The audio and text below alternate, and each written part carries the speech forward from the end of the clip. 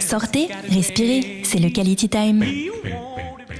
Il y a un quality time très particulier parce que nous avons joint Renaud Handsome. Renaud Handsome, pour ceux qui étaient là il y a quelques mois à Jérusalem, à Tel Aviv, il avait donné un concert en hommage à Michel Berger. Les salles étaient pleines, c'était absolument génial. Et Renaud a tellement aimé ça qu'il revient. Donc il revient, il est en ligne pour nous raconter un petit peu son nouveau spectacle, nous parler de lui et pourquoi il a souhaité revenir en Israël. Bonsoir Renaud Handsome. Bonsoir Cathy, je reviens parce que je me suis éclaté. Je reviens parce que le metteur en scène de mon opéra rock de Rockstar habite là-bas, habite en Israël. Je reviens parce que j'ai trouvé des amis formidables qui font de la production, Batsheva Production, parce qu'il y a des musiciens extraordinaires là-bas qui sont dirigés par un copain que j'ai connu en France qui s'appelle Yves Galula, qui est bassiste et qui m'a fait rencontrer 3 musiciens israéliens absolument extraordinaires. Je viendrai donc, comme il y a 1 an et demi, avec mon pianiste. Je viendrai de France avec mon pianiste, Steve, et ma fiancée qui fait les chœurs, qui s'appelle Floriane. Et on va, cette fois-ci... Michel Berger va rester quelque part le fil conducteur du spectacle, mais on va rendre un hommage à toutes les comédies, enfin, à un grand nombre de comédies musicales francophones et internationales. Et Berger restera un peu le fil conducteur. Alors pour ceux qui ne vous connaissent pas, évidemment vous avez une magnifique collaboration avec Michel Berger, vous avez été le Ziggy de Starmania, tellement tant et si bien qu'une voix superbe qu'on pensait tous que vous étiez canadien, mais oui. Parce que les bonnes et voix, pourtant non.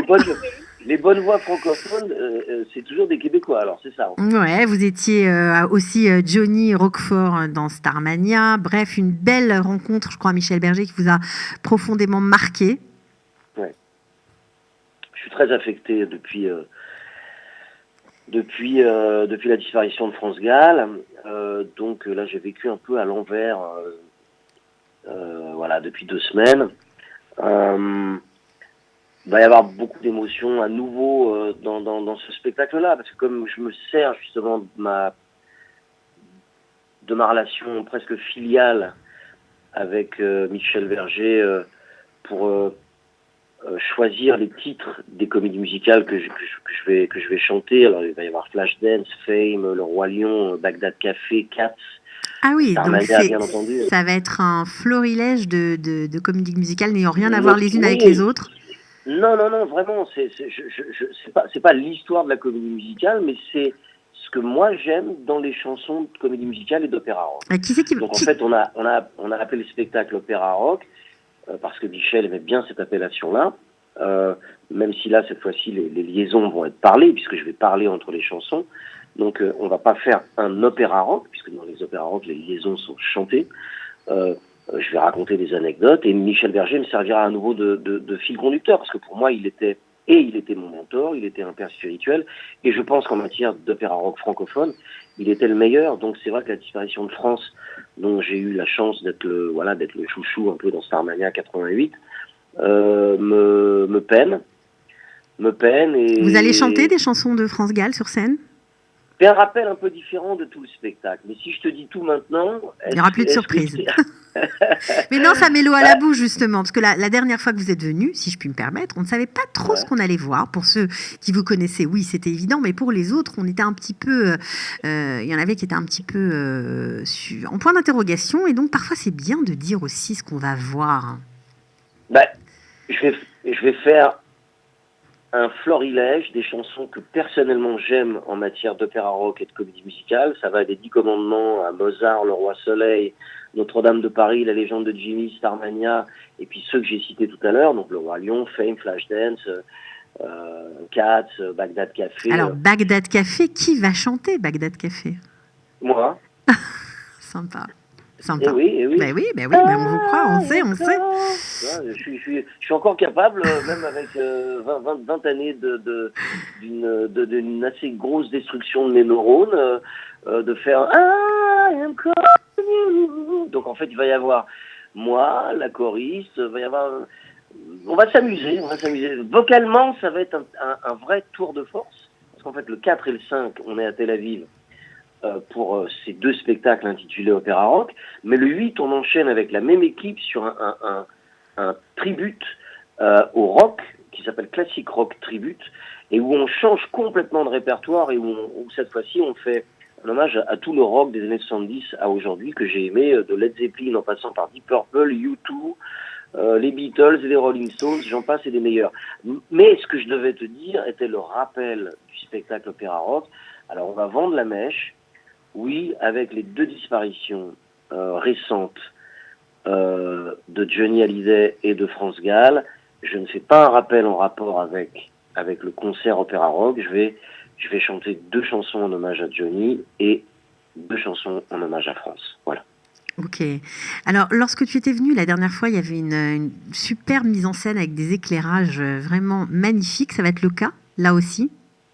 Ça va être plus élaboré parce qu'en fait, l'équipe israélienne avec qui j'ai eu la chance de travailler la première fois où je suis venu chez vous, je les ai un peu découverts le soir de mon arrivée. Donc en fait, on a fait évoluer les 3 shows qu'on a fait en 2016 et c'est devenu véritablement imparable dès le 2e concert. À Tel Aviv, c'était très bien, mais c'était une petite salle, je crois que ça s'appelle Tzavta. Là, cette fois-ci, on a pris un endroit qui est un peu plus grand. Ouais, ça sera à Suzanne Delal. Voilà, c'est ça. C'est une très belle salle en plein cœur de Neve Tzedek. C'est vraiment un endroit magnifique. Oui, il paraît que c'est vraiment une jolie salle. Et j'ai demandé à la production qu'on garde vraiment le même ingénieur du son et le même éclairagiste, parce que j'avais trouvé leur boulot extraordinaire. Et cette fois-ci, en plus, il y aura justement mon ami, et comme un frère pour moi, qui est, je vous l'ai dit, le metteur en scène de Rockstar, mon Opéra Rock, qui s'appelle Rodolphe Desvignes et qui vit en Israël. C'est chez lui que je dors quand je vais là-bas. On va tout savoir. Et il fera cette fois-ci des chorégraphies. Donc en fait, on agrémente le show Opéra Rock avec 2 danseurs et 2 danseuses qui vont, on va dire, enjoliver et rendre la chose un peu plus comédie musicale. Mais à la base, c'est surtout un spectacle vocal et musical. Voilà. Mais il y aura. C'est pour qui ce spectacle? C'est pour tous les amoureux de la chanson française, des comédies musicales? C'est pour tout le monde? C'est pour les jeunes? On peut venir avec ses enfants? Oui. Il va y avoir forcément quelques blagues stupides dont j'ai le secret. Ouais, bon, ça c'est pas grave. Mais ça peut faire rire, bien sûr, également un gamin de 10 ans. Il n'y a rien de très nettement sous la ceinture. Il n'y a rien de. Non, il y a. C'est un spectacle tout public. Oui, bien sûr. En fait, ce spectacle que je présente pour la première fois en Israël est quelque chose que je n'ai pas présenté en France. Ah, ça c'est génial. J'ai sorti en 2011 un album intitulé Opéra Rock, qui justement résume toutes les comédies musicales et opéras rock francophones et internationaux que j'apprécie. Donc c'est une relecture à ma manière à moi, avec ma voix à moi, de chansons qui sont des classiques. Mais j'ai pas eu.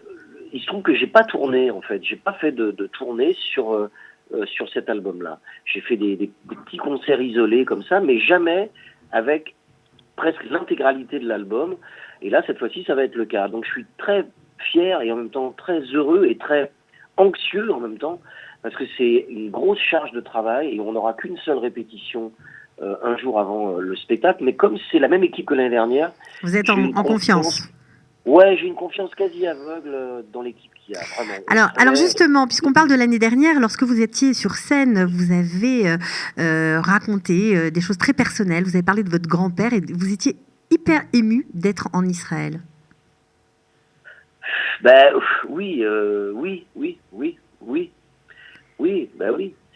Oui, forcément.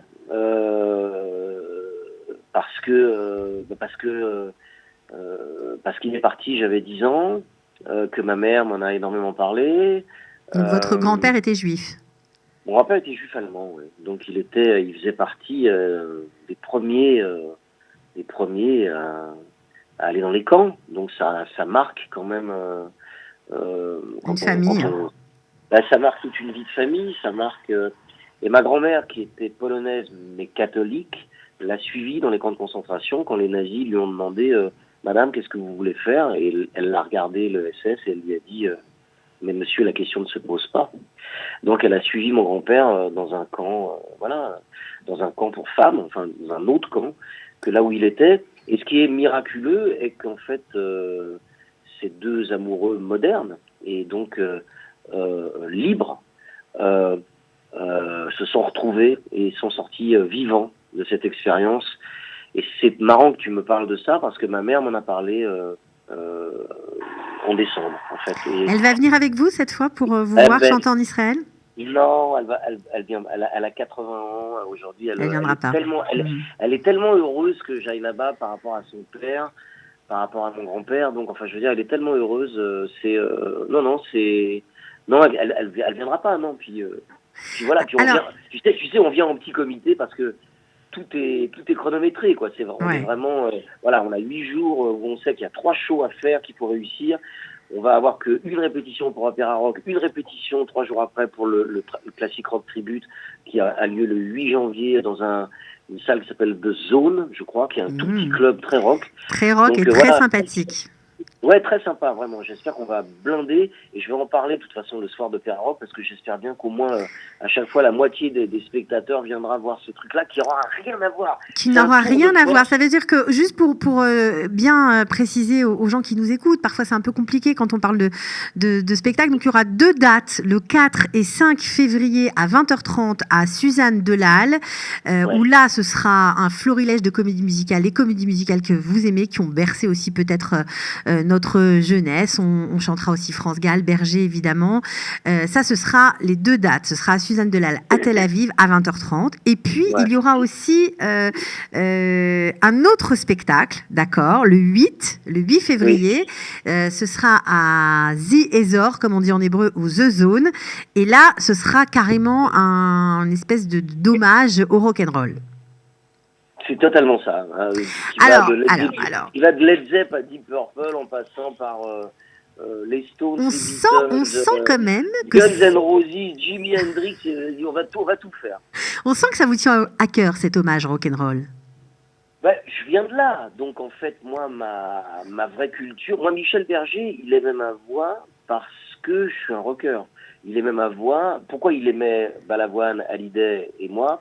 Parce qu'on exprimait avec plus de violence et de culture rock ce que lui, avec sa culture un peu bourgeoise, ne pouvait faire. Ouais. Donc c'est pour ça qu'il nous aimait, tout simplement. Bien sûr. Voilà pourquoi vous l'emmeniez dans un autre univers. On va dire qu'entre ses compositions jouées par lui, c'était une chose, et puis chantées par vous, c'était encore... vous alliez ailleurs, quoi. C'est très gentil. Mais c'est vrai, c'est vrai. En grande fan de Starmania, je peux vous le dire. Vous aurez du Starmania le 4 et 5. Hein. Mais évidemment, on y compte. Reste quand même pour moi le plus grand opéra rock francophone qu'il y ait jamais eu. Donc, tu penses bien que je vais faire plaisir à tout le monde. Bah oui, aux fans de Starmania, il y a un gros segment sur Starmania. Alors juste pour faire hommage aux musiciens qui vont vous accompagner, et parce que ça nous fait plaisir aussi à nous de mettre ces gens qui sont très brillants et très talentueux en Israël et qui sont parfois dans l'ombre, c'est un peu eux qui vous ont poussé, parce que l'endroit où vous allez faire votre concert de rock, c'est quand même un endroit connu des amateurs, des vrais musiciens. Oui. C'est eux qui vous ont poussé à faire ce spectacle? C'est une idée... Alors, en fait, l'idée vient du bassiste qui fait la direction musicale. Ah, je reconnais bien là, Yves Galula. Voilà, donc en fait, l'idée vient d'Yves Galula, qui a une association qui s'appelle Paris Tel Aviv. Et en fait, il m'a demandé si ça me brancherait de faire un deuxième show qui n'aurait rien à voir et qui serait un hommage à ce qu'on appelle le classic rock. Classic rock, c'est pas du tout du rock avec de la musique classique. Le classic rock, c'est le rock d'une facture, on va dire, classique, connoté années 70, 80, 90, etc. Donc ça mixe un peu tout ça, d'où la raison pour laquelle il y aura également un groupe plus, qui commence déjà à dater, qui est U2, mais il y aura un peu tous les genres de rock. Et Yves me dit, est-ce qu'avec la même équipe, donc avec Didi Hertz au clavier, Aviv Bonen à la batterie et Adi Hillel à la guitare, est-ce que tu as suffisamment confiance pour qu'on fasse un truc où on tourne à 90 degrés et on fasse une pirouette totale pour aller vers un schéma que tu connais bien puisque ta culture est rock. Et il m'a demandé de lui faire une setlist, donc une liste de chansons que je fais régulièrement en jam, voilà. Et donc en fait, je lui ai dit oui tout de suite. Je lui ai dit génial. Dites-moi, vous allez nous faire craquer la tirelire là cette semaine-là. Ça va nous coûter cher d'aller vous voir tous les soirs. Je sais pas quoi vous répondre à ça. Moi, j'espère que le prix des places n'est pas cher. Alors, le prix des places est raisonnable. Vous pouvez les acheter, on en profite pour le dire quand même, sur le site Eventbrite. Bien sûr, vous pouvez regarder aussi sur Facebook la page de Batcheva, la boîte de production qui vient, qui grâce à vous, grâce à elle plutôt, vous serez là. Bah oui, Batcheva qui produit votre spectacle, les 2 dates à Tel Aviv, à Suzanne Delhalle. Ça va s'appeler comment le spectacle? Redonnez-nous le nom, qu'on ne se trompe pas. Alors, entre les deux. Le premier s'appelle Opéra Rock, et le deuxième s'appelle Classic Rock Tribute, puisque c'est un tribute au rock. Au rock des années 70 aujourd'hui. Alors, juste pour terminer, Renaud, on sait que vous avez une vie très sulfureuse, vous avez eu des hauts et des bas. Oui, c'est ceux qui vous connaissent le savent. En tout cas, voilà, c'est de notoriété publique. Vous avez même écrit un livre, vous avez raconté votre vie mouvementée, on va résumer ça comme ça. On a l'impression que votre voyage en Israël vous a redonné un regain d'énergie, c'est vrai ? Ça retombe, ce deuxième voyage retombe à un moment de ma vie où je suis pas bien.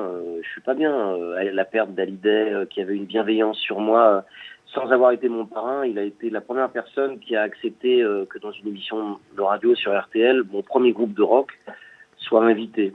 On avait la même maison de disques, j'avais 20 piges, c'était en 83, je sortais un album de hard rock qui s'appelait Les Fils du Métal. Avec un groupe qui s'appelle Satan Jokers, et la maison de disques Universal, qui s'appelait pas Universal à l'époque, s'appelait Polygram, elle lui a demandé Johnny, est-ce que tu es d'accord pour que dans ton émission dont tu es l'invité principal, un nouveau groupe de rock français soit invité, ils sont inconnus au bataillon, est-ce que tu es d'accord? Et sa réponse a été c'est du hard rock, et le mec lui a dit ouais, en pensant qu'il allait refuser, il fait si c'est du hard rock, d'accord.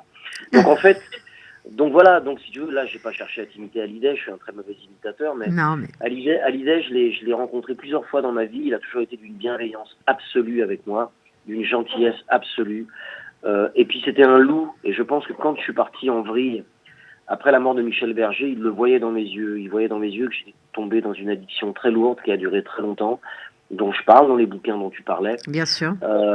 Et Hallyday, comme il a tout vécu avant tout le monde, il connaissait tout ça, il connaissait les drogues, il connaissait les excès, il a connu le sexe, etc., etc., etc.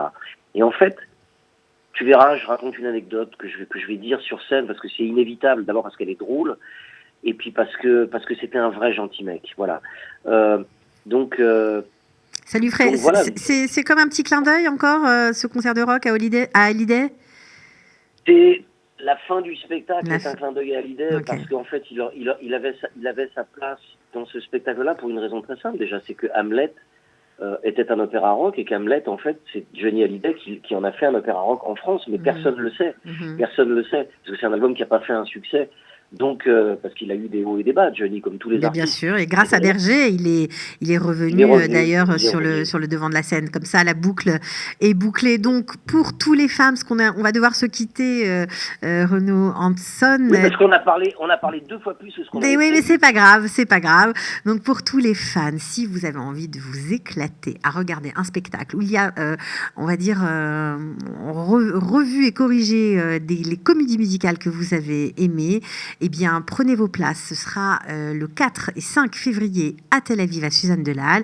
Et puis, si vous aimez le rock and roll, vous pourrez aussi prendre des places pour un spectacle de rock, voilà, avec des super musiciens. Ce sera au Ezor The Zone et ce sera le 8 février. Voilà. Merci beaucoup d'avoir accepté de répondre à nos questions, tout simplement. Merci pour cette interview absolument lunaire où je t'entends sur un téléphone et où je parle à un iPad. Mais non, mais c'est pas grave parce que nous on va vous voir en image et c'est ça qui va être génial. Et j'espère qu'on a placé l'iPad. Je sais que là l'iPad il n'est pas placé de manière très flatteur. Si, ne vous inquiétez pas, flatteuse. Ça va le faire. Bon, vous savez que c'est le pays des miracles ici, vous le savez. Oui, je sais, c'est la terre des miracles. mais ce qui va le faire surtout, c'est le concert qu'on va donner. Là, je sais pas si je suis très beau, je suis pas rasé. C'est pas grave. Mais en dessous, on voit bien mon double menton, mais en tout cas, ce qui est certain, et que les concerts, eux, vont être magiques. Bon, j'en suis certaine. En tout cas, je peux vous dire que j'étais à celui de l'année dernière, je vous l'ai déjà dit d'ailleurs, et c'était vraiment génial. Donc, j'encourage tous ceux qui vous ont raté lorsque vous étiez là, eh bien, de venir se régaler de votre prestation scénique, de votre voix, évidemment, et de toutes les chansons qu'on a aimées et que vous aimez. Vous nous faites partager ça à merveille. Ça va être très, très chargé en émotions et les absents auront tort. Merci, eh bien, comme d'habitude. De rien, avec plaisir. Ciao, ciao. Bye. À bientôt, Freddy. Depuis l'aéroport et depuis qu'on a pris l'avion, je n'ai jamais vu autant de bienveillance dans le regard qu'avec les gens d'ici. Voilà, c'est tout ce que... Pourquoi je vis, pourquoi je meurs. Après son triomphe en Israël avec son hommage à Michel Berger, Renaud Hanson fait son retour avec un spectacle consacré aux plus grandes comédies musicales françaises et internationales de ces 30 dernières années. Entouré de 7 musiciens et d'une troupe de danseurs, il interprétera ce nouveau spectacle pour la toute première fois et exclusivement pour nous ici en Israël.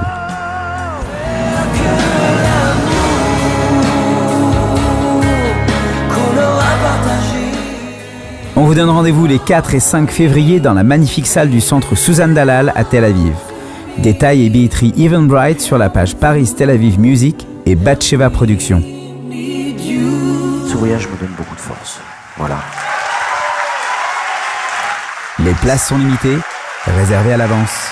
À bientôt.